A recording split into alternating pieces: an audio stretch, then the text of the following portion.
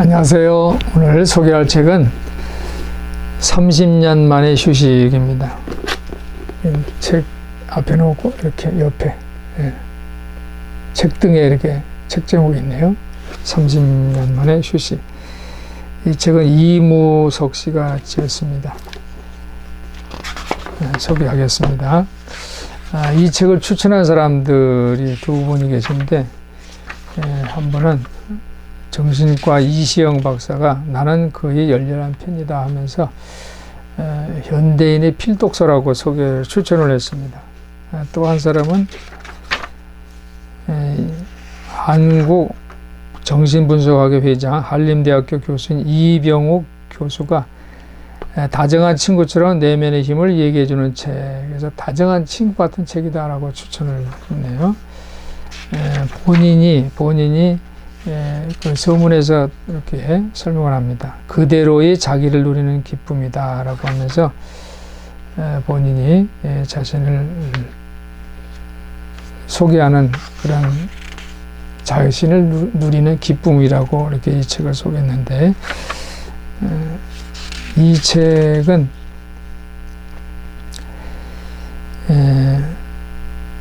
인간의 마음은 보이는 부분과 보이지 않는 부분으로 나눠져 있다. 그것이 바로 의식과 무의식이다. 무의식에서 일어나는 감정, 생각들은 굉장한 영향력을 가지고 우리 감정, 행동을 지배하고 있다.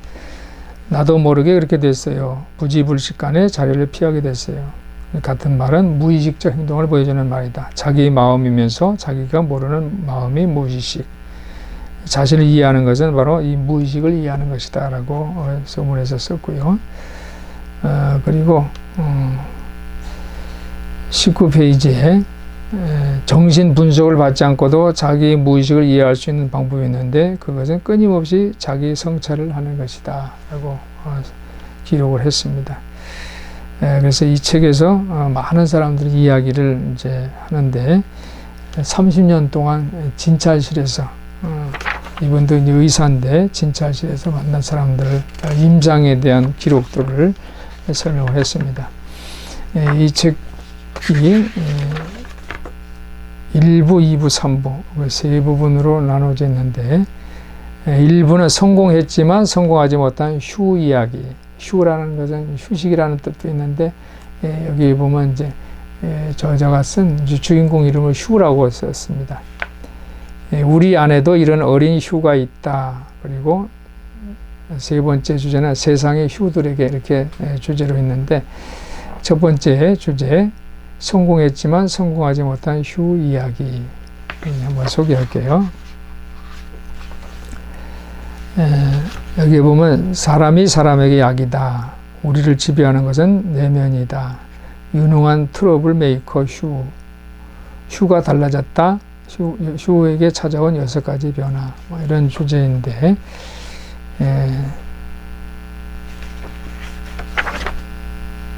휴가 이제 신비로운 체험을 했습니다.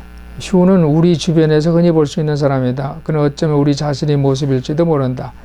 우리 대부분 어떤 형태로건 마음의 쫓김을 가지고 인간관계에서 크고 작은 고통을 겪으며 살고 있기 때문이다. 휴의 이야기를 통해서 스스로 돌아보고 내적 치유, 인간관계 회복을 배울 수 있게 될 것이다. 이렇게 설명했고, 그리고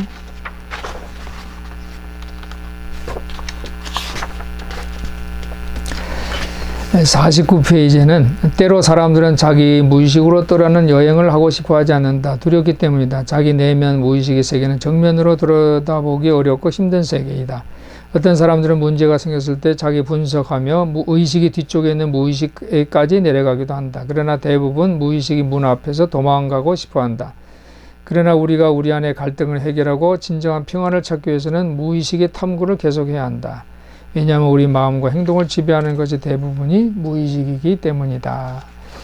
그러면서 저자는 이 휴가 6가지 변화에 대한 설명했는데, 휴의 6가지 변화는, 첫 번째로는 나를 의식하지 않게 됐다라는 것. 정신 분석을 받는 환자들이 가장 많이 느끼는 감정이 바로 자유로워졌다라는 것입니다. 동료와 대화하면서도 제가 저를 빼고 그냥 대화에 열중하고 있었어요. 참 기분 좋은 경험이었어요. 자기를 의식하지 않는 그 관계를 갖는다는 게 굉장히 좋은 치료된 모습이다라고 설명을 했습니다. 왜냐하면 다른 사람들한테 얘기할 때 꼭 자기가 그 앞에 딱 가로막혀서 그 부자유하게 되는 거거든요. 그래서 자유가 얼마나 매력적이고 그리운 언어인가. 이렇게. 휴는 감옥에 갇혀 있었다. 박수 감옥, 인정 감옥, 비난 감옥에 갇혀 살았다. 휴가 한 번 마음 놓고 가보지 못했고 또 사랑을 나누는 것도 일처럼 하고 속된 표현을 빌리자면 의무방어전, 점수 따기, 비난을 피하게 한 행위, 심지어 정신과 의사인 나에게까지 잘 보이려고 인정받으려고 했다. 그러나 이제 상황이 변했다. 휴는 자신이 가두고 있는 심리적 감옥을 발견했다. 거기서 이제 자유롭게 됐다. 자기를 의식하지 않게 됐다. 이렇게 그 변화된 첫 번째고, 두 번째로는 몸이 가벼워졌다. 휴는 이제 피곤을 덜 느낀다고 했다. 몸이 가볍고 아침에 일어나기도 쉬워졌다고 했다. 식욕도 좋아지고 설사가 잡히고 자율신경이, 분노는 자율신경을 긴장시키는데 이런 부분들이 다 해결되니까 몸이 가벼워졌다라고 소개했고, 세 번째로는 너그러워졌다. 이건 휴는 자충, 우돌, 트러블 메이커였다. 주변 사람들에게 버림받지 않으려고 박수 받으려고 모범적으로 늘 행동했는데, 그래서 인간관계가 망치고 했는데 휴가 이제 너그러워졌죠. 그래서 인간관계가 다시 회복되는 그런 변화가 있었고, 세 번째로는 또 네 번째는 일을 즐기게 됐다. 공부벌레, 일벌레였던 휴의 벌레 건성은 열정의 탈을 쓴 집착에서 온 것이었다. 이렇게 실력 있는데 날 보려 어림없지 하면서 타인의 인정에 집착했다.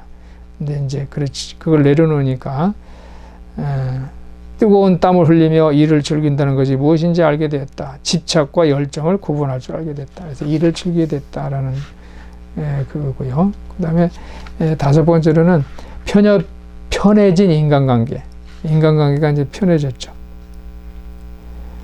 정신 분석을 받는 사람들이 느끼는 변화 가운데 하나는 인간관계가 편해진다는 것이다. 휴는 자기가 아주 훌륭한 남편인 줄 알았다고 했다. 잘생기고 지적이고 돈도 잘 벌어주는 성실하고 완벽한 남편이라고 생각했다. 아내와 함께하는 시간이 부족한 것이 미안했지만 일 때문이니까 이해된다고 생각했다. 그는 아내와 한가하게 같이 있는 시간이 두려웠다는 것을 알게 됐다. 일이 바빠서는 핑계였다. 실은 아내와 가까워지는 것을 피하고 있었다. 휴는 어떤 사람들인지 부담스러워했다. 휴처럼 무의식적 분노, 적대감 속에서 사는 사람들은 갈등이 소지가 많다. 이제 그런 설명을 했는데, 휴가 마음속으로 이제 그 가장 큰 장애가 아버지였나 봐요. 휴는 마음속으로 아버지와 화해했다. 이후로 아버지를 만날 때마다 대면하기가 훨씬 편해졌다. 그리고 아버지에게 연민의 감정을 느끼면서 이제 정말 늙으셨구나. 이민간 형에게도 처음으로 편지 보내고, 형은 휴 편지를 받고 좋아했고, 아버지와 화해를 주선해달라고 부탁하고, 자기 휴가 아버지와 형을 중재하는 역할을 하게 된 게 은근히 기분 좋았다라고 기록을 했습니다. 여섯 번째로는 어느 날 찾아온 휴식.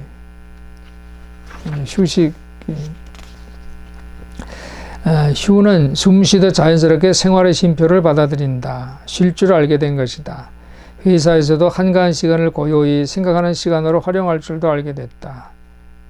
이제 그런 변화된 모습을 오늘 이 성공했지만 성공하지 못한 휴 이야기에서 마지막 주제로 이제 변화된 모습을 설명했습니다. 그리고 두 번째 주제, 우리 안에도 이런 휴가 있다라는 거죠. 우리 안에도 이 주인공 휴는 아버지와의 그 갈등 문제 때문에 이런 문제가 있었는데, 우리 안에는 성난 아이, 질투하는 아이, 의존적인 아이, 열등감에 사로잡힌 아이, 의심 많은 아이, 잘난 체 하는 아이, 조급한 아이, 외로움에 시달리는 아이, 두 얼굴을 가진 아이, 이런 아이들, 이제 휴가 우리 마음속에 있다. 그런 설명을 했고, 세 번째는 세상의 휴들에게 세상의 휴들에게 이제 그 권면하는 그런 내용들이 있습니다.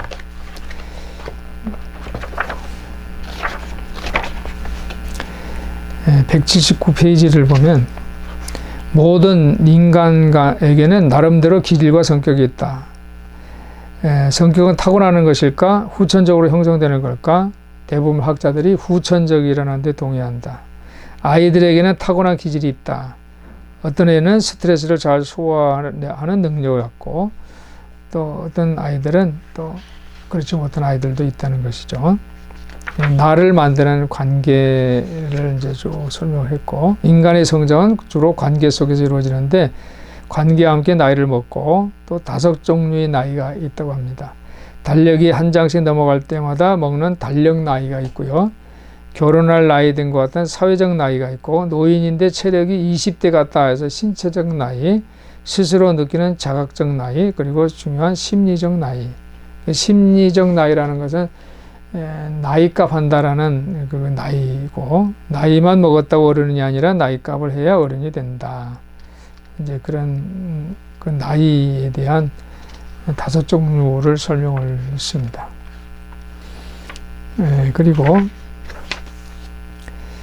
183페이지에는 엄마는 아이에게 온 세상이다. 그러니까 나를 만드는 관계에서 이제 엄마의 중요성, 사람의 성격에 최초로 영향을 미치는 관계는 어머니와의 관계다라고 이제 설명했고, 또 엄마 다음에는 이제 또 그 좋은 부모 되기라는 주제가 있습니다. 세상에서 제일 좋은 부모 되기. 아이는 부모가 자신을 인정하고 사랑한다고 느끼면 세상이 자신을 사랑하고 인정한다고 느낀다. 두렵고 무서울 것이 없는 것이다. 그래서 좋은 부모가 되기 위해서 부부 사이가 좋아야 되고, 엄마가 행복해야 되고, 아이에 대한 믿음을 가져야 되고, 또 합리적인 태도를 보여줘야 되고, 뭐 이제 그런 내용 주제들이 소개되어 있습니다. 그러니까 엄마를 대신할 수 있는 사람들은 이제 또 교사들을 또 소개했습니다. 교사를 통해 자아를 찾는 아이 딥스, 이제 그런 주제가 있고, 또 나를 만드는 관계에 인생의 선물 배우자도 소개를 했습니다. 배우자가 아내를 통해서 어머니로부터 해방된 화가 소개도 했고, 또 나를 만드는 관계에서는 절대자 하나님과의 관계도 소개를 했습니다. 신앙은 인간을 변화시키는 놀라운 힘을 가지고 있다. 물론 신비롭고 초자연적인 능력이 그를 변화시켰다고 볼 수 있지만 정신의학적인 해석을 덧붙일 수도 있다. 하나님과 만나면 사람들은 무조건적인 사랑을 경험한다. 나를 부족하다고 탓하지 않고 내 전체를 받아주는 무조건적인 사랑을 경험하는 것이다. 오랫동안 나를 기다려주고 참아주고 변치 않는 사랑으로 옆에 서서 기다려주는 그런 사랑을 경험한다. 이런 사랑은 인간이 할 수 있는 사랑이 아니다. 어머니 사랑이 비슷하다 할 수 있지만 때론 어머니 사랑도 조건적이고 불완전하다. 이제 그런 설명을 하면서 하나님 만나서 경험하는 사랑이 완전한 사랑이고 무조건적인 사랑이다. 이런 사랑이 내면의 아이가 부모에게서 간절히 받고 싶었던 사랑이다. 하나님이 주는 이 사랑이 묘약이 되고 기적을 낳는다. 그 사랑 속에서 마음의 상처가 치유된다. 상처가 치유되면 사람이 성장한다. 이렇게 설명을 했습니다. 그리고 이 책의 225페이지를 보면 안심하라, 나만의 문제가 아니라 인간의 문제다라는, 나만 이런 문제가 있는가, 나만 힘든가 이라고 생각하기 쉽죠. 그런데 인생은 복잡하고 변수도 많다. 인생의 불행은 예측할 수가 없다. 그런데 같은 불행을 당해도 유연하게 대처하고 고통을 잘 견디는 사람이 있는가 하면 유난히도 걱정이 많고 불행감에 쉽게 빠지는 사람도 있다. 이것은 우리에게 소중한 사실을 가르쳐준다. 객관적인 불행이 아니고 개인의 성격이 문제라는 것이다. 성장 과정에서 겪은 경험이 만든 성격이 우리 행복 불행을 좌우한다는 것이다. 휴이의 경우처럼 마음속의 아이가 문제를 일으킨다는 것이다. 그래서 이것은 나만의 문제가 아니라 인간의 문제다. 이렇게 생각을 하라라는 그러한 오늘 설명이 이 책에 있습니다. 오늘 30년 만에 휴식. 30년 동안 상담한 사람들, 환자들을 살펴보면서 거기에서 휴식, 진정한 휴식, 자기를 누리는 기쁨이 무엇인가라는 소개가 있는 아주 흥미로운 책입니다. 이렇게 보여지게 됐네요. 30년 만에 휴식. 책 앞으로 이렇게. 내 마음이 이렇게 깨끗해요. 무엇을 넣을까? 휴식을 넣는 시간이 되었으면 좋겠습니다. 감사합니다.